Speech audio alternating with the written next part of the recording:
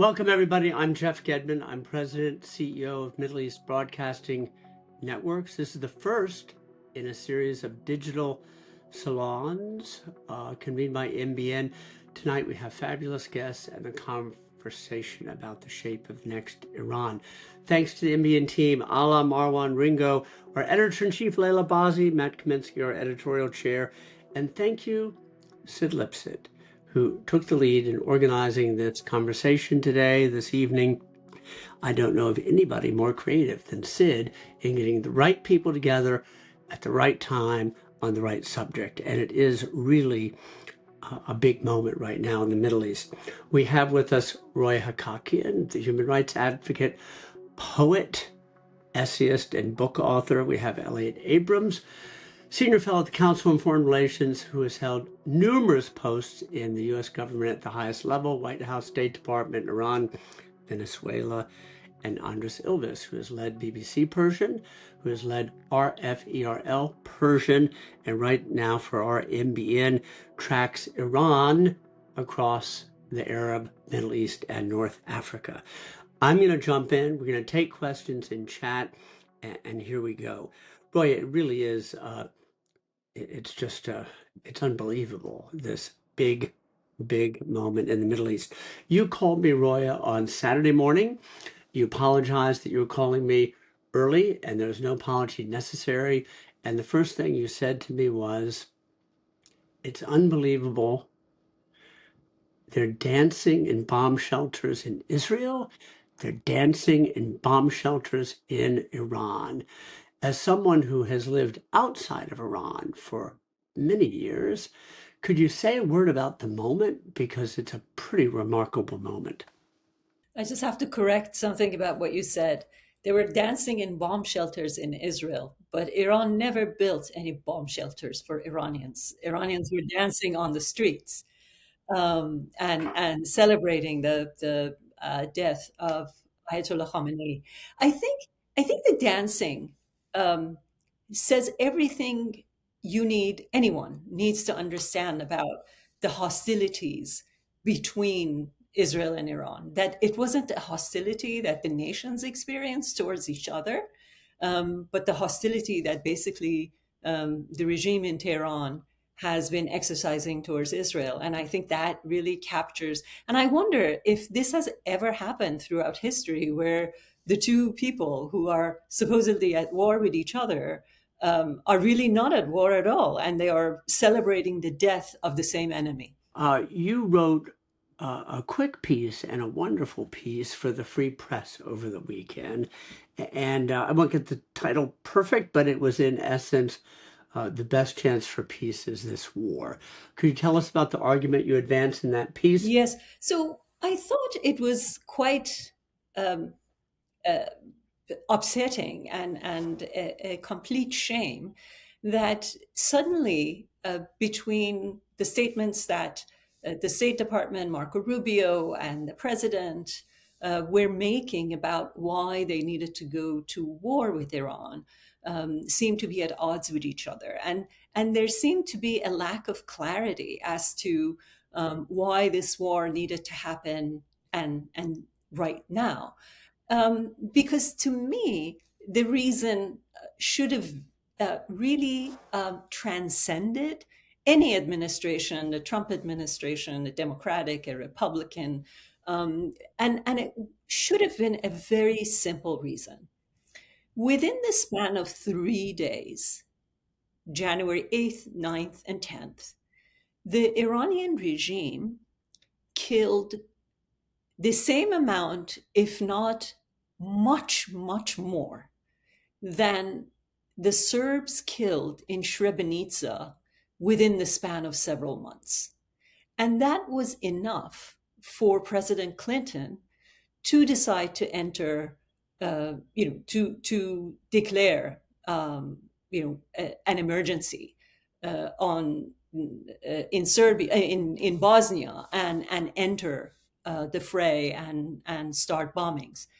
And to my mind, it was very clear that a regime as dangerous as the regime in Tehran needed to hear very loudly and very clearly that it was unacceptable to treat its own population the way it has done, and that it should not have been imagined by them that they could go without any retribution or accountability. So whatever else that we seem in America to be wrapped up in, was the threat imminent, and was it coming tomorrow, and whether was it nukes or missiles? To me, the massacre, the historic massacre that they carried out, was enough and should have been the reason why we entered this war. Elliot, I'd like to turn to you and get you into the conversation this time. A little bit later, let's talk about the multiple motives or objectives for the war. But Elliot, you've written, you also wrote over the weekend about Iran in National Review. You also wrote a few weeks ago, somewhat parallel, about Venezuela. I'll get to the somewhat parallel in a moment. What I want to ask you about is the piece this weekend over National Review, where, if I can capture it probably simplistically, crudely in a sentence, you are careful to say that the formal end of the regime may be days, weeks, months, years away. But I read the argument as the Islamic Republic is over, and it is, as a threat through its proxies and terror networks, no longer what it was. We're doing, or we're seeing done, irreparable harm. Is that correct? Yeah, maybe a short way of putting it is we argue about regime change, by which we mean the absolute end of this regime. But even if in some sense it survives, the regime is changed. It's immensely weaker now. No navy, no nuclear program. By the end of this, no missile program. The Israelis are hitting the means of internal repression. It is a country whose neighbors now, I'm going to strike that because of what Roya said, and she's right. It's not a country. It is a regime whose neighbors now hate it, including Oman and Qatar, which were trying to sort of present themselves as neutrals, and for their troubles have been attacked by the regime. So it's a very different situation.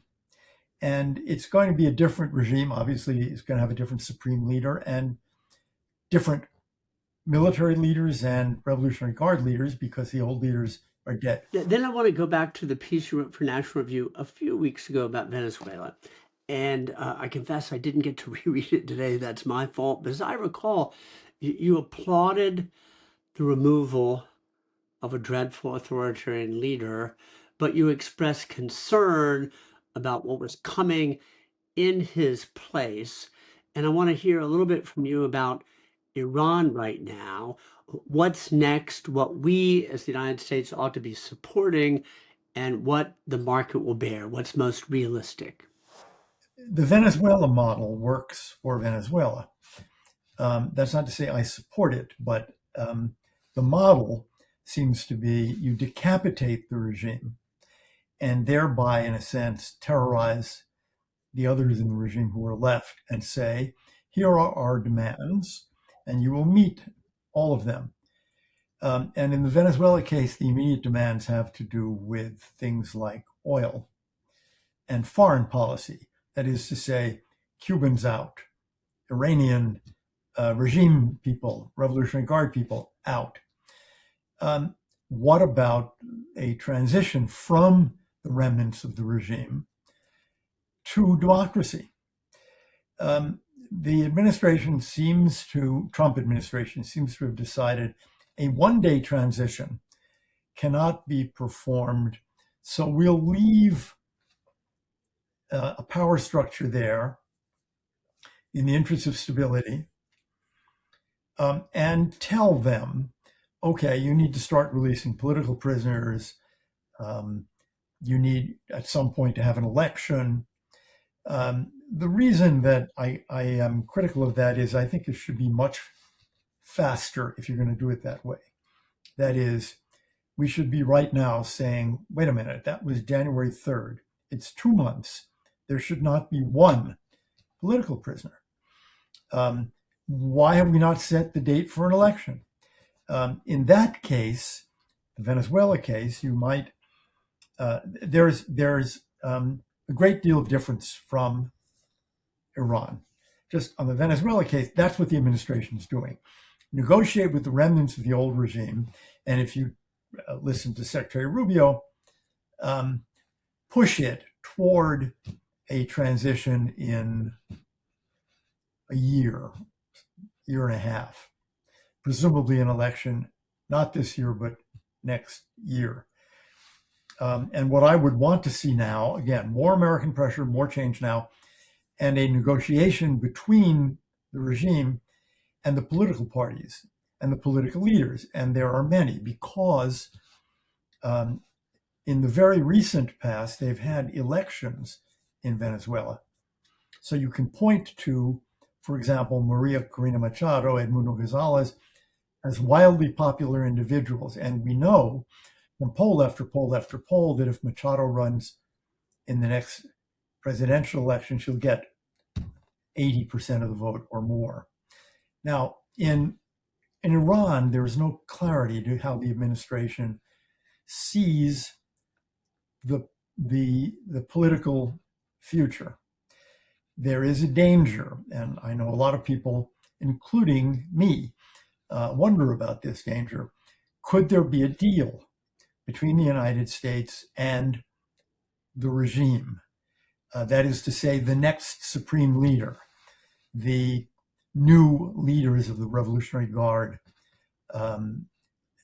Ministry of Intelligence, that would, in essence, leave them in place if they agree to the U.S. demands, which would, for example, be abandon the nuclear program completely, abandon the ballistic missile program completely, abandon support for the proxies, Hezbollah, Houthis, Shia militias in Iraq, Hamas.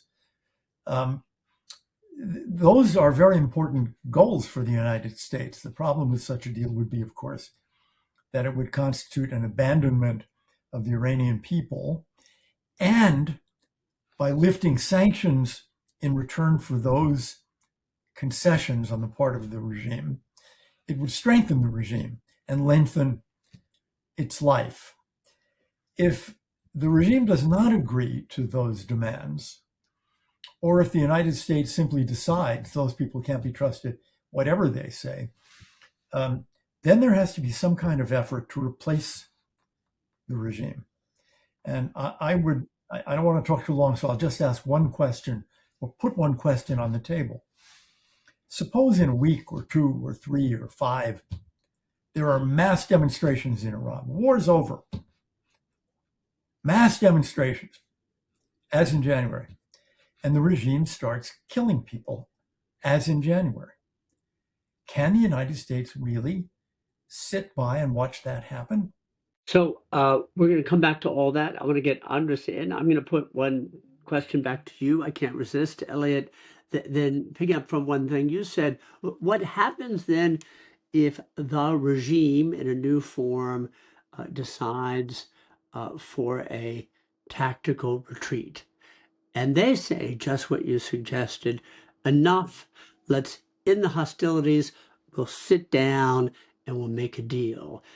Is that something that the United States can resist? The United States at that point would probably not be able to resist talking. When the president feels we've weakened the regime enough, my fear is that we would not add additional items to the discussion. And the additional item would be, when is the election? When are the prisoners being released? When are people going to be able to speak freely? When does political space open? That would make the negotiation obviously harder for the regime. The problem is, though, that if the United States agrees to, okay, we won't, no more nukes, no more missiles. Again, we are strengthening the regime, we're lengthening its life, and there is no possibility that it will not return to those activities as soon as it thinks it can get away with them, and it will have the money to do them once sanctions are lifted. Thank you. Let me turn to Andres, get him in, and then we'll widen the conversation. We have a number of questions in chat. We're going to get to those too. Andres, you are a Farsi speaker. You are an Iran expert. You led BBC Persian, RFL Persian. But for us, for Middle East Broadcasting Networks, you have a different remit. You're tracking Iran across the Arab Middle East, North Africa. You should plug or ask one of your colleagues to put a link to your newsletter in Arabic and English every Thursday, the Iran Briefing. That's important. But say a word about what you heard from Roya and Elliot. And it's now conventional wisdom.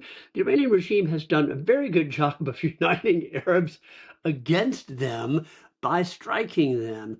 Would you say a word about what that looks like? And how long is that sustainable, that unity, if Iran continues to try to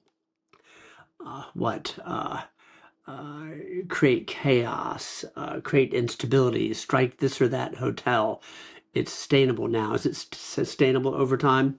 Thanks, Jeff. And it's certainly an honor to be here with you, Roya and Elliot. I'd say the following. Some years ago, I managed to get into Iran, despite my career at Radio Free Europe and BBC Persian and so on.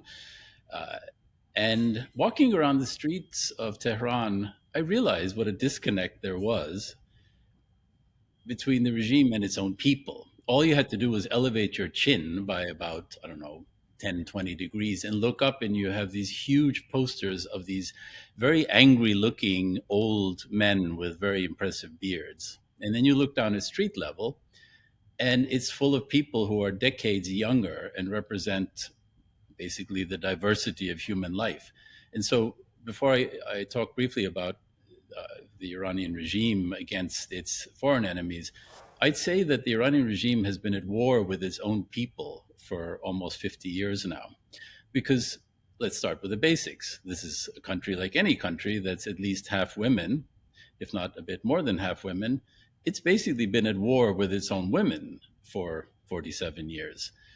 It's a regime, it's a country that has tremendous diversity. A lot of people who don't follow Iran per se, I think it's somewhat known, but it has many, many people of different ethnic groups. It has Kurds, of course, and Azeris and Baluch, and there's an Arab population and other groups as well.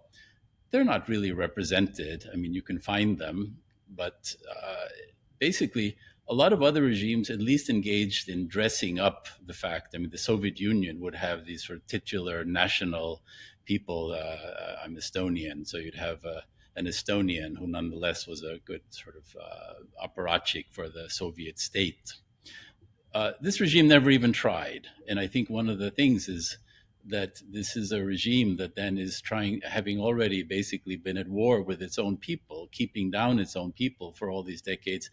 Now it's inviting, it is quite striking that they've managed to launch all these attacks on their nearest neighbors.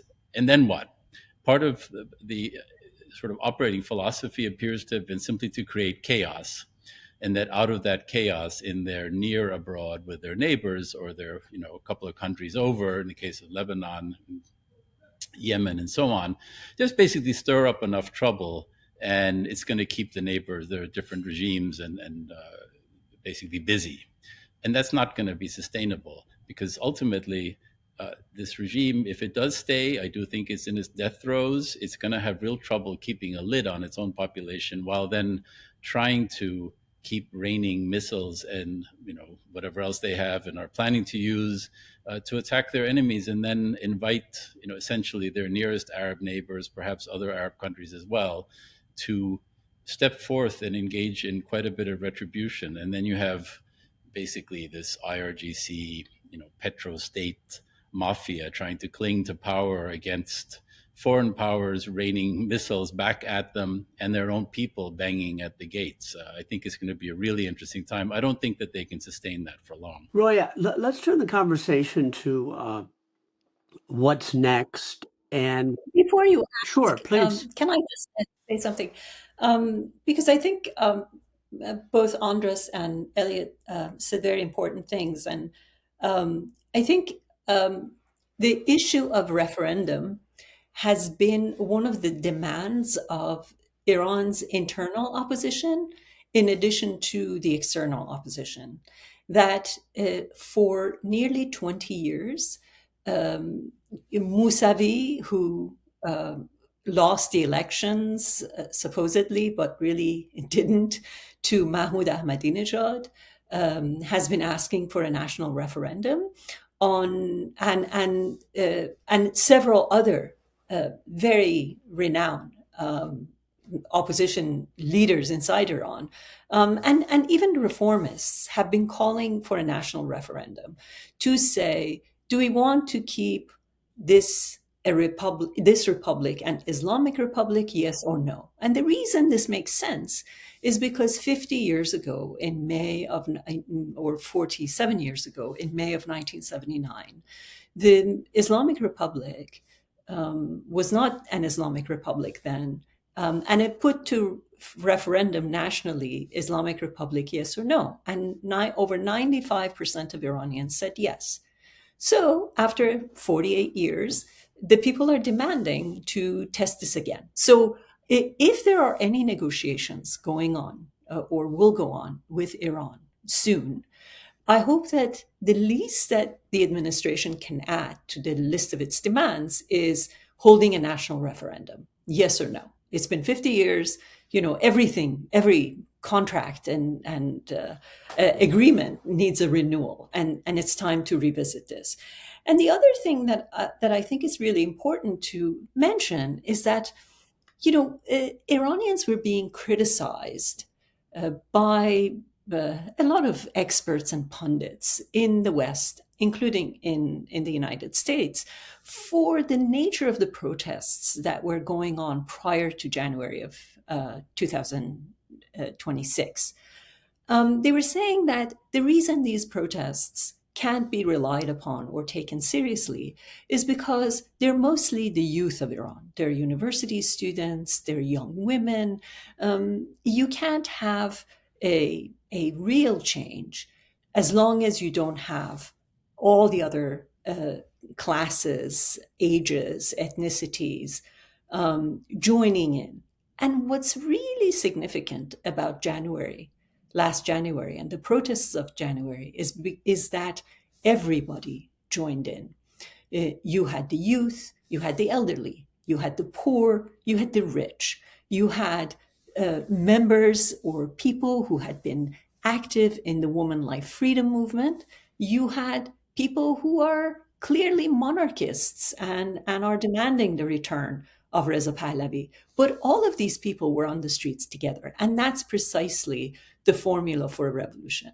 So I do think that what happened in Iran in January was a watershed moment, not just for Iran. I think it could have been a watershed moment. It still can be a watershed moment for the whole region. And I think the fact that we've gone back to the discussion of nukes and missiles and completely overlooking the amazing shift that occurred in Iran then is just wrong. Thank you. Elliot, is this a military operation and transaction to eliminate a threat? Or do we have concern about governance going forward? The president talks about freedom, but freedom is not democracy. Freedom is, release from the tyranny, but it doesn't tell us what should come next or what we're apt to support. Well, the purpose of the effort was not internal to Iran. It was not to liberate the people of Iran. It was, according to the president and others in the administration, narrower security issues, nuclear weapons, ballistic missiles, the Iranian Navy, above all. And I think the question here is whether the administration, whether the president, thinks that a deal can be done on those issues with the people of the regime who are left, or does he and do others in the administration come to the view that these are the people who brought you all of these problems. They can't solve these problems. They are the problem. It is their views of Iran, of Shia Islam, of their neighbors, that have actually created the Iran we see today. And therefore, for stability in the region, they have to go. Even if your goal is stability rather than liberty, these people have to go because they are incapable of bringing stability. They will only, they may wait a few years now. Maybe they wait 3 years until Trump is gone, but they will try again. And I don't think we know yet, sitting here today, what view the president will arrive at in the end. I mean, one variable is, of course, what does he hear from Tehran? Who is sending messages? People from the Ministry of Intelligence, people from the Revolutionary Guard, the new supreme leader when he's chosen. Who are these people? How reliable are their messages? What can they deliver? I would just make one more comment on that, and that is, there will be a new supreme leader. Is he actually going to be able to say, I got here yesterday and today I'm giving all of this up? Just whatever the Americans demand, that's fine. That is more or less what happened in Venezuela. It's a very different case. There is no role, for example, for religion in that case. But I really wonder whether a new supreme leader can do what Khomeini did on the Iran-Iraq war, or what Khamenei maybe could have done had he wanted to do, because of his legitimacy, not in the country, but within their closed system in the regime. Somebody new really do that? I'm dubious. Could you speak to or speculate for us what the President of the United States is hearing from Bibi Netanyahu about after the war, what next? I think that what he is hearing from Netanyahu is that there needs to be regime change. That is, that this group of murderers will only continue to murder. And their continuation of power cannot be permitted. So we just have to keep going a bit further. And it is interesting that as of now, day 5, the Israelis are hitting hard at the mechanisms of repression, in the hope, I think, the Iranians will be better able to overthrow the regime and to govern themselves. I think that is what Netanyahu is saying to the president. He's going to hear other things from others. He's going to hear, call it off. 1 week is enough. I'm not sure, and this will matter, what he is now hearing from Mohammed bin Zayed, Mohammed bin Salman. The regime thought, let's attack our Arab neighbors and they will go pleading to Washington, to Trump, stop it all now. That does not seem to be happening. It seems more likely, I think, that those leaders are saying, we got to get rid of these people. Thank you, Andres. We're going to come back to you in a moment. I wanted to go to Roya for a minute and go beyond your point, Roya, about a referendum. What do you see as most likely? What do you see as most desirable? And if you're advising the administration, what do you want to see going forward to support a transition to decent, accountable government in Iran? Okay, I'll give you 2 scenarios. One is my dream, and then one is my reality. My dream is to see a democratic Iran. I want to see Iran fulfill what it tried and has been trying to do since the middle of the 19th century. A constitutional movement began in Iran in the late 1800s, and prior to that, there was an Enlightenment movement that began in Iran that has been very important in creating the underpinnings for a society that can cultivate a democratic culture, a democratic society. So my dream is to see this 150-year-long journey to come to its end. But in reality, I hear from President Trump that he's looking for some character from inside the country because he's afraid to repeat what occurred in Iraq, by returning somebody from exile into the country or so on. I think one of the best things that can happen in the interim is for a national referendum to be held, and for the regime to see that it was not able and will not be able to carry out what the Chinese carried out in Tiananmen in 1989, because that was their intention after the savagery that they carried out in January. So let's not have.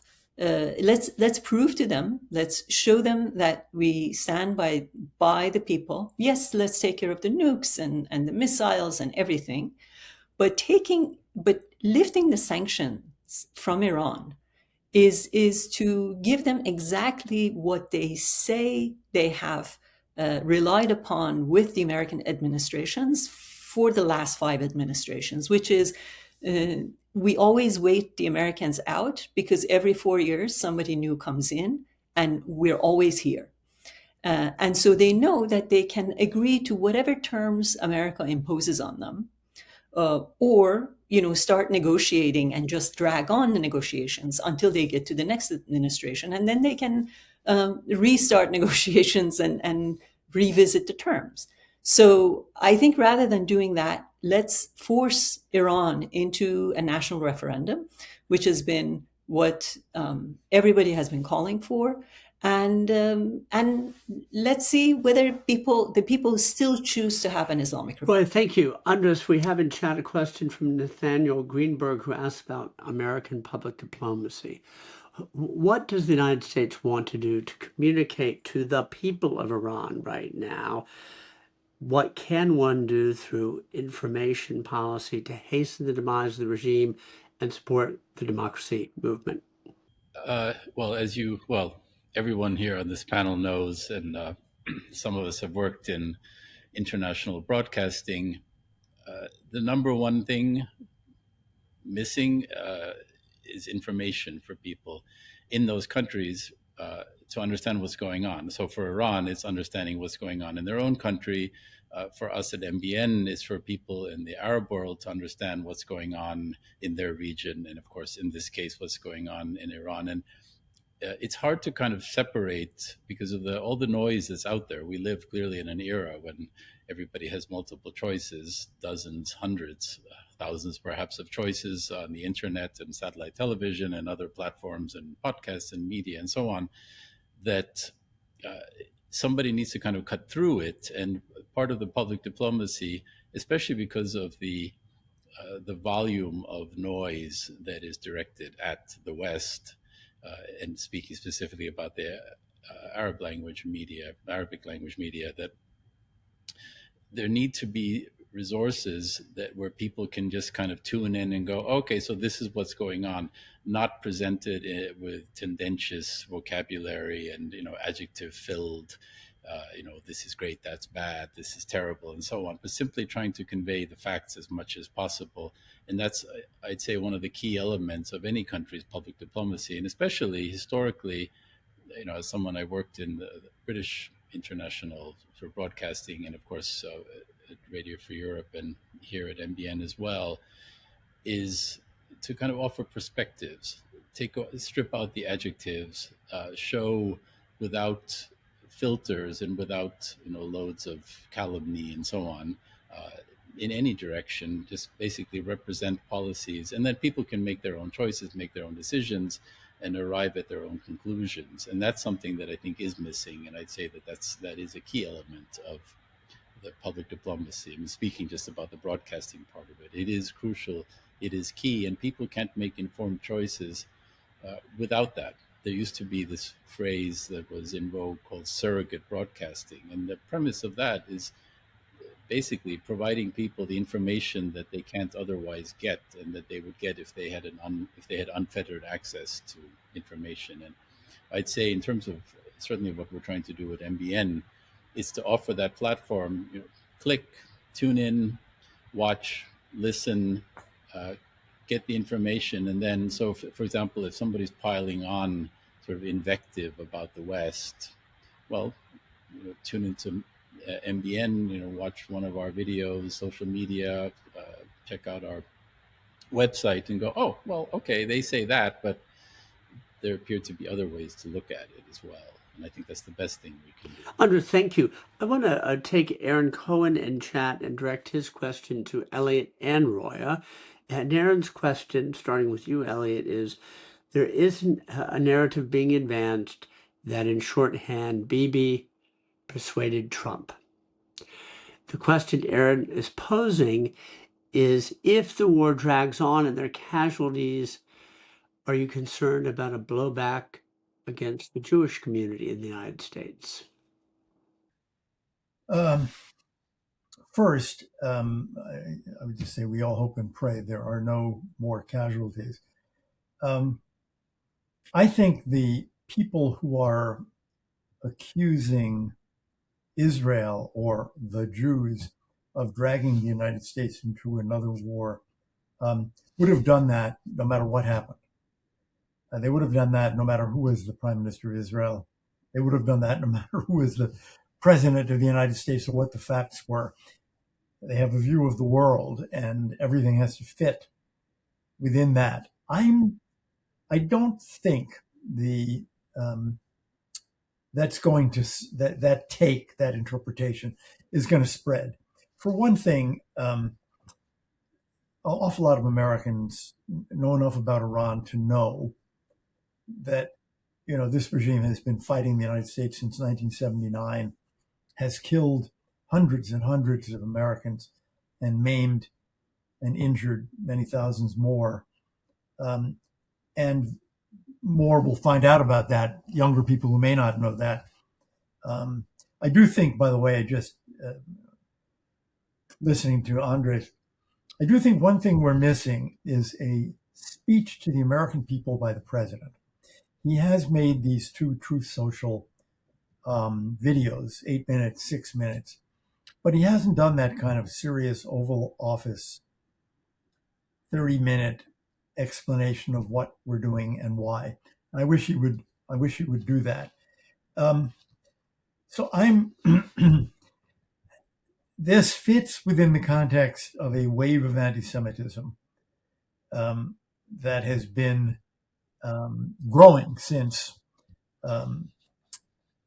the Gaza war began on October 7th, 2023.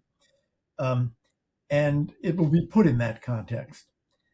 But I'm inclined to think you've got to be there already to say Israel did it or the Jews did it. Thank you, Roy. Could you jump in on that? And I cannot resist where Elliot left off.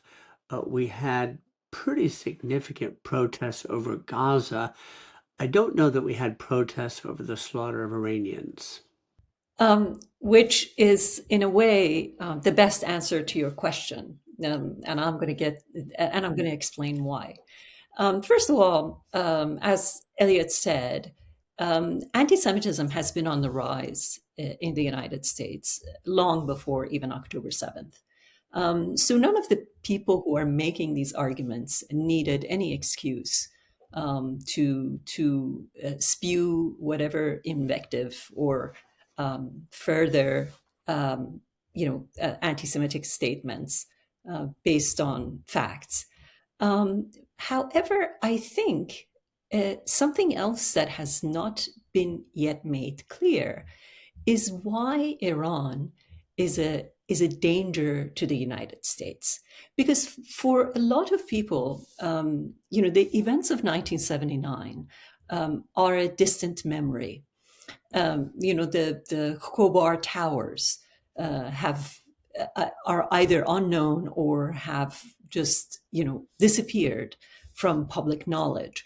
And even those aside, even what Iran has done over the years to our troops in Iraq, in other parts of the region aside, an important case about why Iran is a danger to Americans today has yet to be made really clearly. And maybe that's for us to do. Maybe that's future articles that we write or debates that we carry out. But I want to go back to the point you made. The students on university campuses in the United States at times were seen waving Hezbollah flags. That, to me, I became a refugee because people in my country became followers of Hezbollah, and that country became unstable. So I took refuge in the United States. And the last thing I or any one of us who have come from those countries into the United States seeking refuge want to see is those flags and those slogans all over again.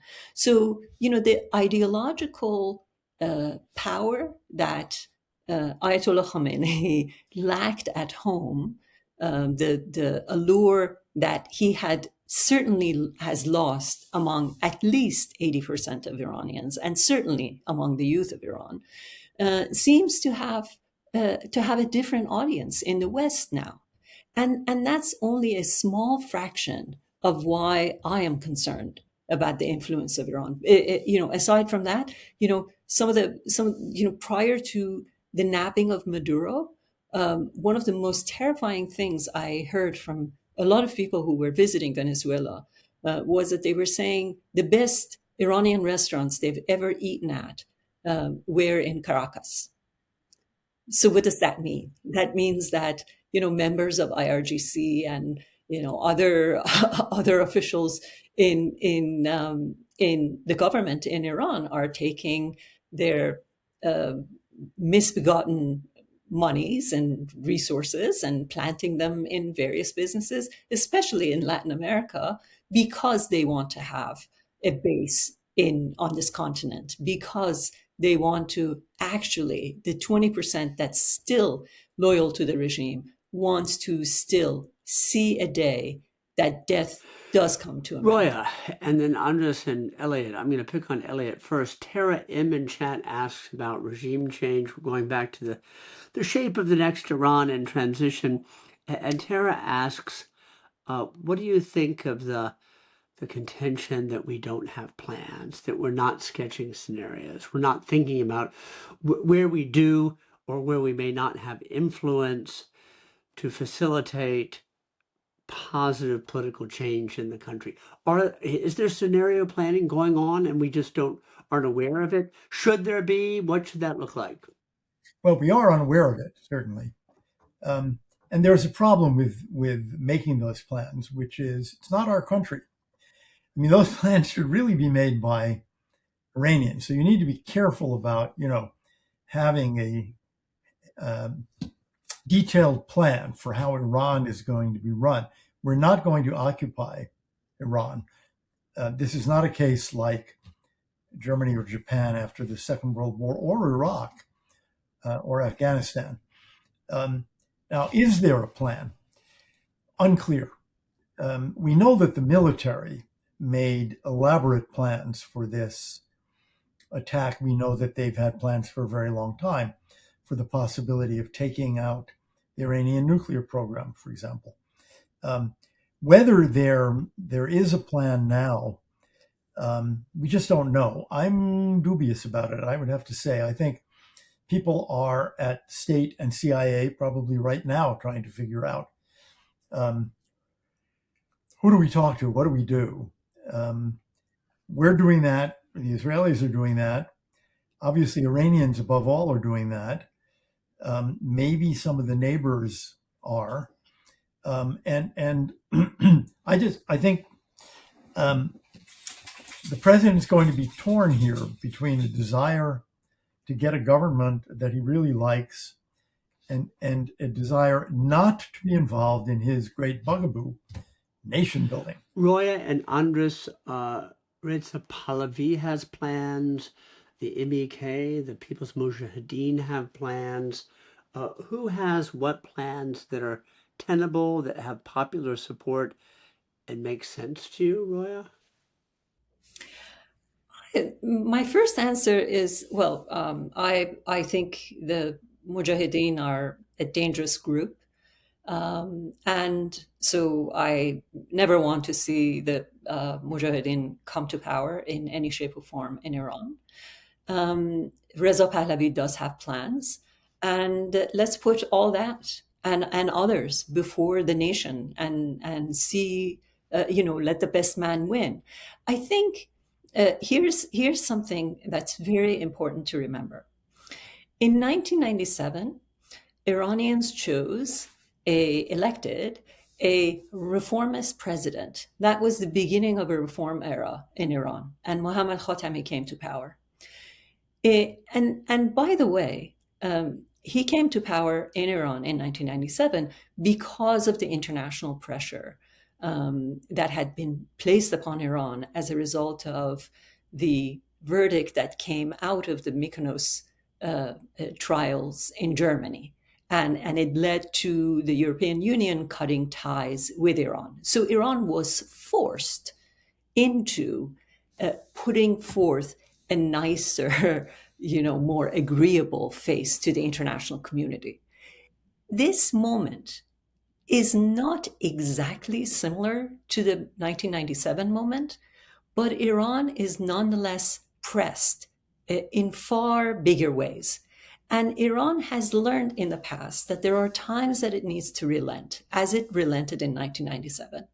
But the more important thing to remember is when they relented, even just for 2 years, and reform really came to Iran in some minor ways, there were a lot of publications, a lot of social, political groups that came into being. The society renewed itself.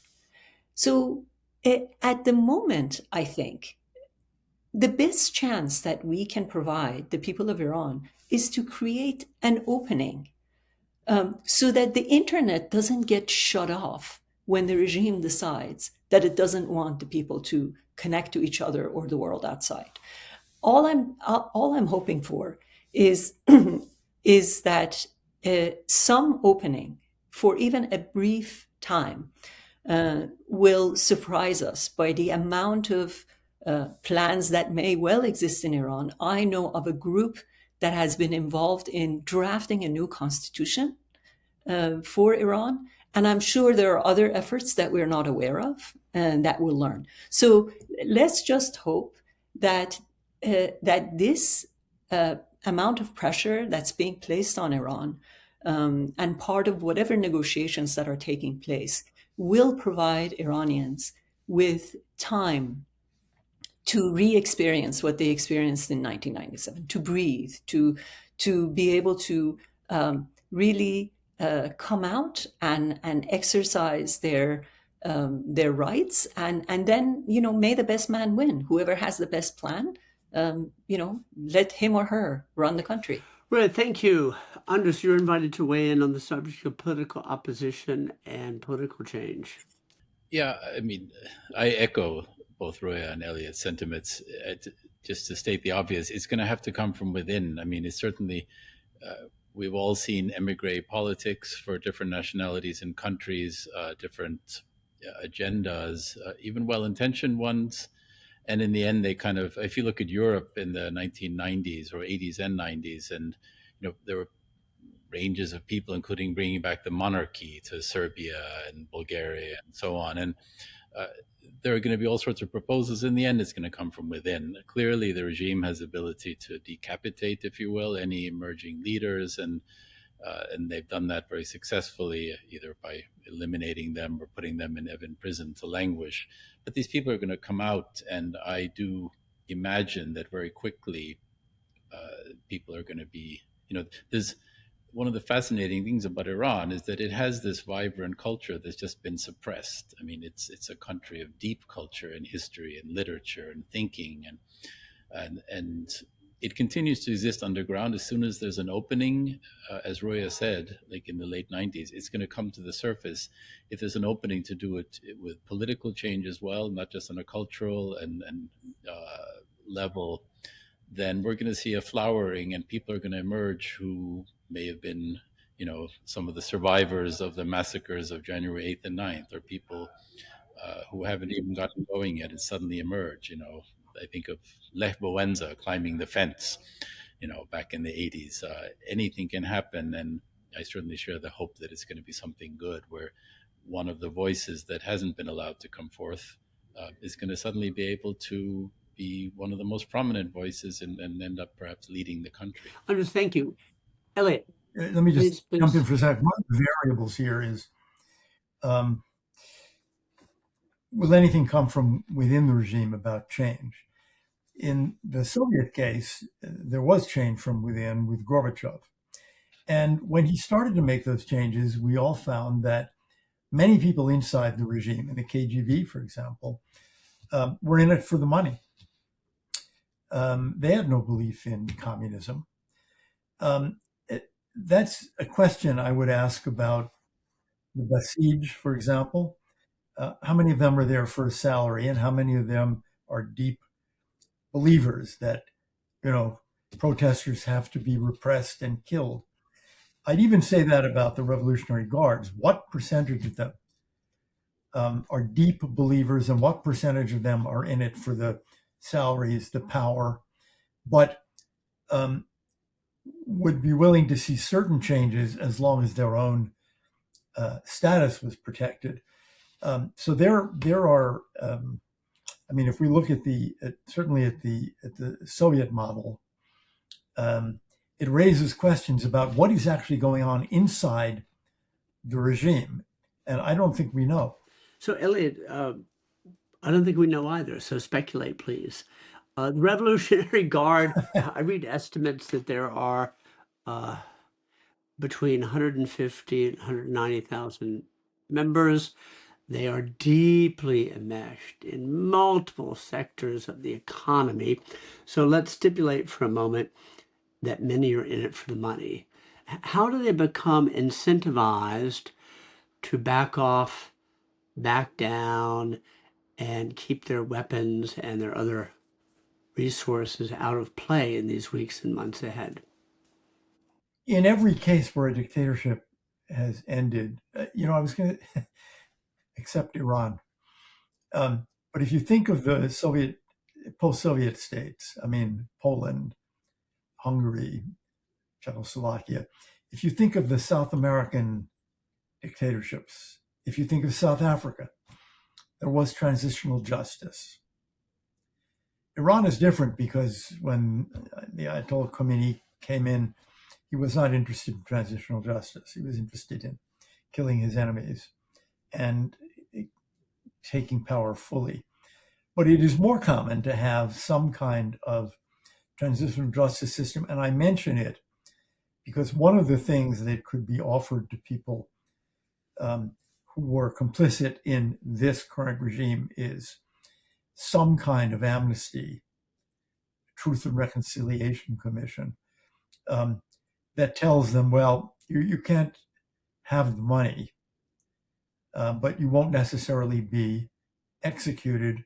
You won't necessarily be in prison for the rest of your life. That can be important. Secondly, this regime has ruined the economy of Iran. Look at it. The value of the currency is down 99% under this regime. So one of the things that is being offered is prosperity, which can be very widely shared. Iran is a case, actually like Venezuela, where there is a great national resource, oil, gas. There is absolutely no reason in the world, except this regime, that there is such widespread poverty in Iran. So that's another thing you're offering people, a chance to build on their connections and make a new life for themselves. All of this is going to be very difficult.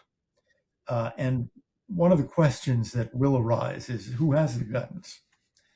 Who will defend if there is a new political structure, a free political structure? Who will defend it against remnants of the old regime?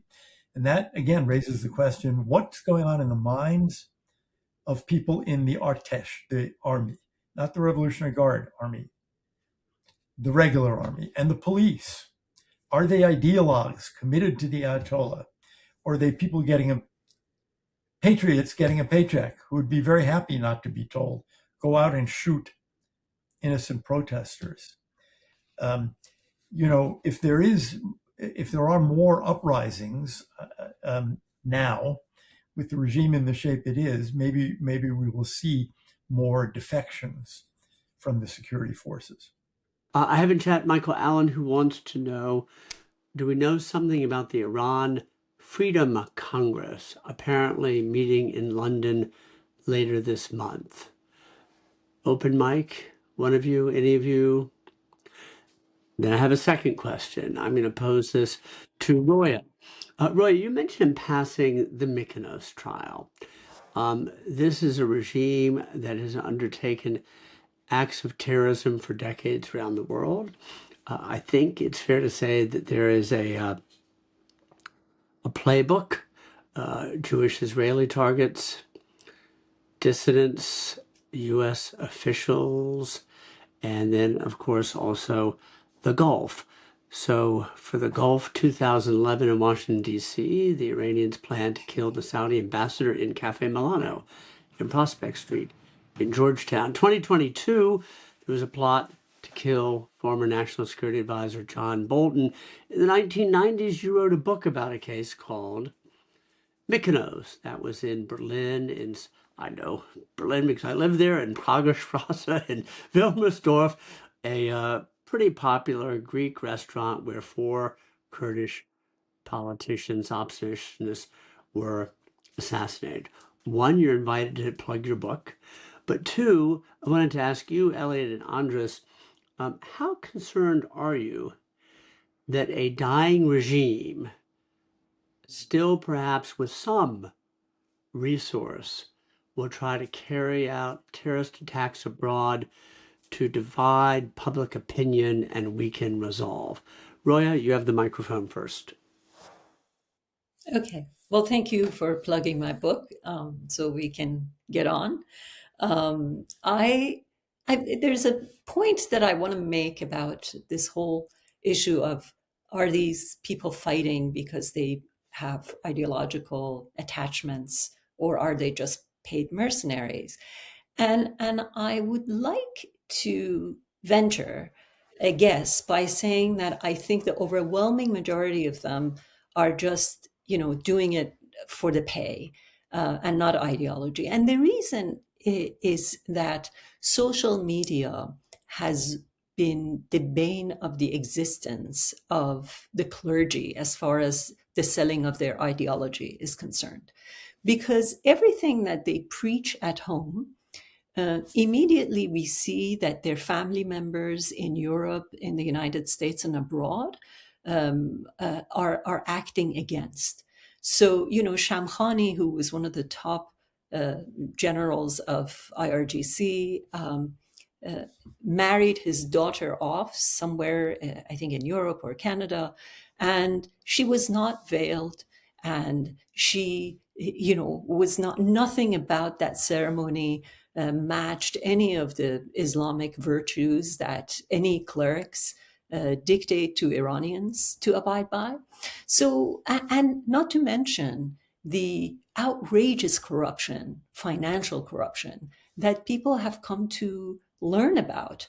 We know that Moshtaba Khamenei has about $1 billion worth of real estate property and other financial assets in Europe and other parts of the world. And Moshtaba Khamenei, didn't, he didn't invent Apple or Macintosh or anything that could have brought him that much money. So people, even their own, guards and Basijis are aware that this is a corrupt class of people who have squandered all the national resources in the country. Now, your question was,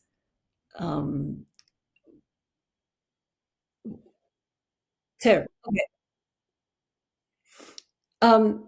Yeah, I mean, I think one of the things that this regime has successfully done is someone, while I was writing my book, said, he was one of my witnesses, and a term he used has always stuck with me. He said, they do truck diplomacy. And what he meant by truck diplomacy was that, they get some large vehicle and they just run someone, whether it's an opposition member or anybody that they don't like, run them over and kill them that way in an accident. And then, the Europeans or the Americans or whoever else will be forced to negotiate with them. So this has been an effective means of bringing Europeans and Westerners to their knees. The most recent example was that one of the former guards at Evin prison was brought to trial in Stockholm 2 years ago. He received life in prison, and all his victims who had converged on the court from around the world were rejoicing that finally they got some justice. Since 1988, they had been waiting for a moment like that. And then sure enough, within the span of a few weeks, Iranians nabbed a bunch of Swedish officials in Tehran, and he was swapped for those officials. So I think there is a way that the world has to put its foot down, hopefully through the acts that Israel and the United States are carrying out, and say enough is enough. And belligerence will not get you anything anymore. And therefore, they will hopefully either reform themselves or be completely out of power. I prefer the latter. Right, thank you. Elliot, I was about to ask you a question about a column by Bill Galston in the Wall Street Journal. And now there in chat is Bill Galston posing his own question. But I'm gonna ask my question anyway, and then I'll give voice to Bill's question. Bill noted in his column in the Journal this week that war is tricky, it brings surprises, and it's particularly difficult when the president has failed to enlist full and proper support from the Congress and the American public. I want to go back to my question about security. I'm riffing off Bill's column. Were there an act of terrorism under present circumstances? Would this strengthen American resolve, or would it erode support for the president and the operation? I think if you go back to 9/11 or the Arab oil embargo, my thought is that would infuriate Americans and create more support for getting rid of the regime. I think we all fear terrorism on the part of the regime, but they're probably less able to do it now. I mean, than they were a week ago, because the regime is in kind of shambles now. And they used to do a lot of terrorism via Hezbollah, which is also much weaker and more disorganized than it has been in many years. One pattern we've seen in the last couple of years for Iran is they've actually been unwilling or unable to spend the time training their own Iranian agents to commit acts of terrorism in Europe, and have tended to rely on criminal gangs, which suggests, I think, a kind of weakness on their part And with Iran in the state that it is now, I think it's even less likely that such gangs will be willing to say, yeah, sure, let's work with the Iranians. They're a powerful regime. So it's something we need to worry about. I'm confident that police and the FBI around the country are battening down the hatches. But I do think that if it happens, the regime will pay the price. We're staying with you, Elliot, because Bill has an actual question of his own. And his question is about regime change and air power. And would there not be a need for ground forces when one considers that the Revolutionary Guard and the siege are extremely well armed? I'm paraphrasing, by the way, all these questions. I'm not reading them verbatim. Well, it's a very good question, of course. And many people are making this point that you can't do regime change from the air. One answer would be, will the regime crack at some point? A piece of the army, one post, one brigade, or the police refuse to follow orders to shoot. That's one way of thinking about it. Another way is that there may be people on the ground who are willing to shoot back. That's a question for the president and for the Israelis. That is, do we wish to arm people? There are rumors printed in the press today, an old-fashioned expression, printed in the press, but visible online, that there are Kurdish groups from Iraqi Kurdistan who are willing to help Iranian Kurds and fight for them or arm them to fight for themselves. So I think, Bill, that the president's not going to put American troops on the ground in the sense that we did in Iraq or Afghanistan. There's going to be no expeditionary army going to Iran. I could see commando groups. I could see small, either CIA or special forces going into various places. And I could see the United States or Israel, or even conceivably some of Iran's now very angry neighbors, deciding to arm groups inside the country. But while I actually had a piece in the Free Press today suggesting that the president has suspended some of his own rules, like the rule that you never fight for more than one day, as in Soleimani or Midnight Hammer. You announce it when it's over. That rule is gone. You never do anything that is likely to bring American casualties. That rule is gone. But I think the rule about sending thousands of American troops to fight overseas is not gone. Roya and Andres, Elliot mentioned the Kurds, and it's an important piece of this puzzle. We haven't talked about the Kurds yet. If I have it right, Azeris make up a rather significant part of the population, north of 25%. But the Kurds, less, 14%, you'll correct me if I'm wrong, have been politically very well organized and influential and might well have a role to play in any transition forthcoming. Roy, you first. Could you say something about the Kurdish piece of this puzzle? It's concerning to Iranians and I suppose, I'm sure, to the Turks, the neighbors of Iranians, to think that armed Kurdish groups are going to fight inside Iran, because the first thing that occurs to the minds of all people who hear this, especially patriotic Iranians, myself is included among them, is civil war and the fear of Iran falling apart as a unified country.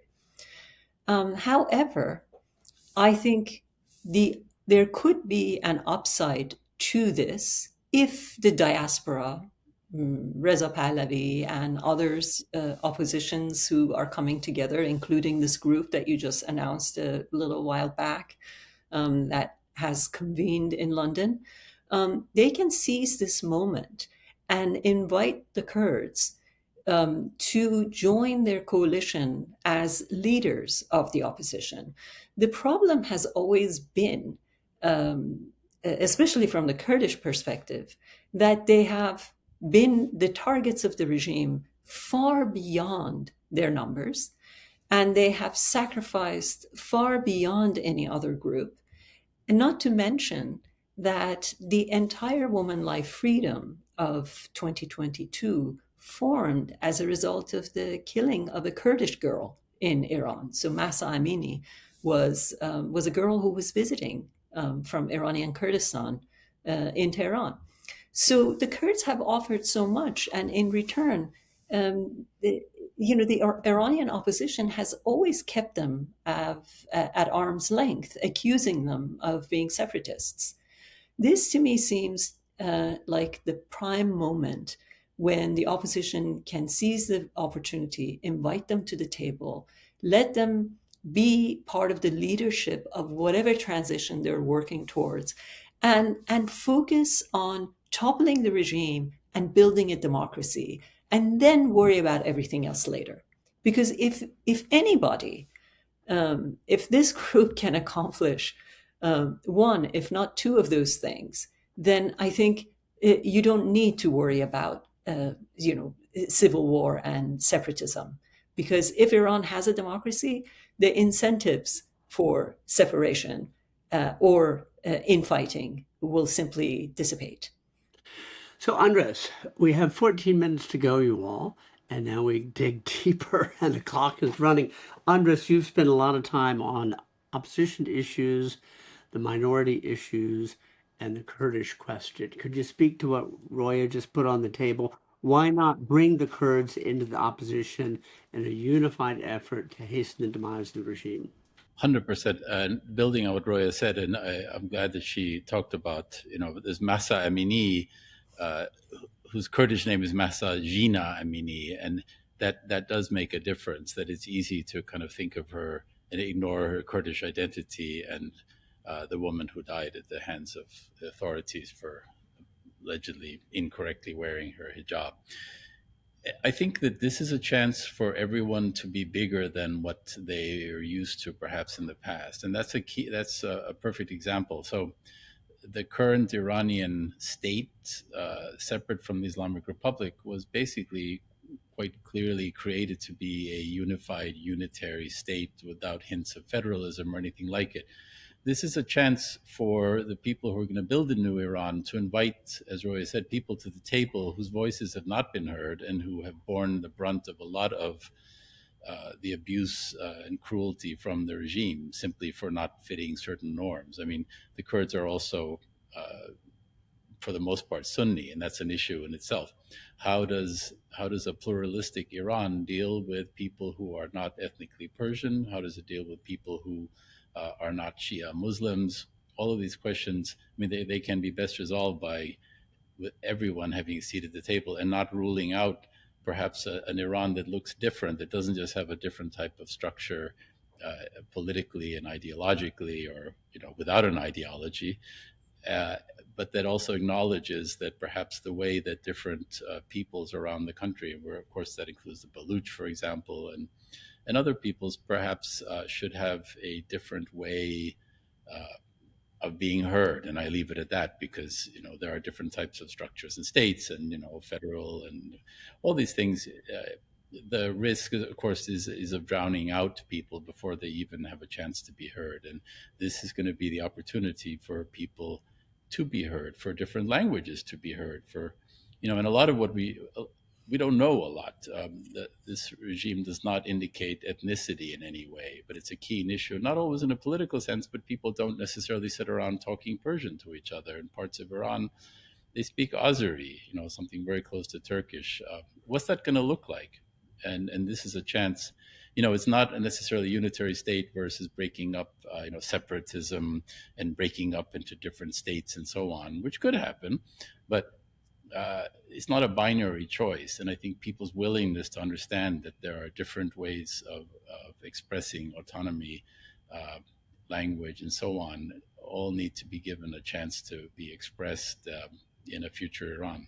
So Andres said something really important, that there is this fear of Iran dissolving or fragmenting, but those are fears that the regime has been fanning for decades. In fact, the regime has often said to the public in so many ways that, if we are not here, the Taliban would come in and, the country will go to the dogs. And so if you don't like us, that's okay. At least we're keeping you safe and whole. So I think part of this is really the propaganda that the regime has put out. The other is to remember that we all pay a great deal of lip service talking about the great civilization of Persia. Well, the great civilization of Persia is a national identity. These groups have all identified as Iranians, in addition to whatever else they have been and are. And so that makes Iran vastly different from Iraq or Syria or its neighboring countries. And they have had the very wonderful exercise of being a nation working for whatever goals together. In fact, during the Mahsa Amini protests, one of the things that was staggering was that people in Baluchistan were putting slogans on the walls saying, "Mahsa Amini, we remember you. We are here for our Kurdish brothers and sisters." So when push has come to shove, Iranians have stood together regardless of ethnicity. And I would like to say that we can rely on that civilizational history and memory and dismiss a lot of these fears as the regime's propaganda and be done. Well, thank you. If you can read in chat, I'm going to bring to your attention that Bill Galston may have a bit of a different view on the Kurdish question. I'm leaving that aside for a moment. I'm going back to you, Elliot. Leah Silvert has a following question about the Revolutionary Guard. Again, I paraphrase. Forgive me if I distort something in shortening the essence of the question. There's a new government in Iran, but the Revolutionary Guard doesn't give up. And they're entrenched, and they have this vast wealth. Would this not mean that the new government has to contend with this formidable organized crime syndicate? How to confront it? How to dismantle it? Yes, it will have to. If you assume the best, that is, you assume that Iranians vote for a new system, for a republic, for a democracy, there will no doubt be corruption trials, but there'll be plenty of money, billions and billions of dollars that were stolen over time. The estimate in today's papers is that Moshtaba Khamenei, the son of the late supreme leader, has control over about $1 billion. Yes, that's going to be true, and it is true in every case, really, of a transition to democracy. It's going to be true in Venezuela. It was certainly true in Russia. It's certainly true in Eastern Europe, where you see many people involved in politics whose background is that they made gigantic fortunes in the immediate post-Soviet period. So, yes, it's going to be a challenge. I mean, I suppose you could say there was one famous for it, Velvet Revolution, the Czechs. It's not so common. And if you look at many of the places, certainly in Latin America, years later, trials are still going on with accusations against people who were involved in crimes under the old regime. And the people involved in an organization like the KGB or the Revolutionary Guard know each other. They have a network. and they try to help and protect each other. It's going to take time. That is, after a transition to democracy, they will be a threat to democracy. It's going to take time, and it's going to take some very courageous investigators and police officials and prosecutors. I mean, it's been 47 years, and it isn't going to disappear. Iranians are going to have to build, strengthen, fight for democracy for many years to eliminate the crimes and patterns and behaviors of this regime. Roya, do you want to speak to that? Any part of that? It was perfectly formulated. I won't touch it. I'm looking at the clock. I'm inviting final thoughts. Andres? I think it's the final days. I'm trying to not let hope creep in there, but nothing will be the same no matter how this war ends or when. There is no doubt. And I tend to think it's not going to be a situation of the U.S. negotiating with, a new supreme leader and a bit of a change.